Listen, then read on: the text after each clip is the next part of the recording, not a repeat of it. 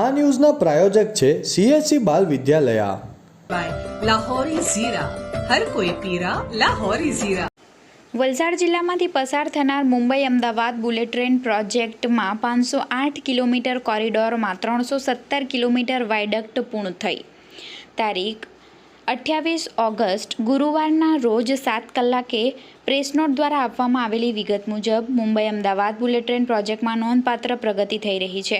આ project 508 kilometre લાંબો છે, જેમાં ગુજરાત અને દાદરાનગર હવેલીમાં 352 કિલોમીટર અને મહારાષ્ટ્રમાં 156 કિલોમીટર વિસ્તાર આવરી લેવામાં આવ્યો છે.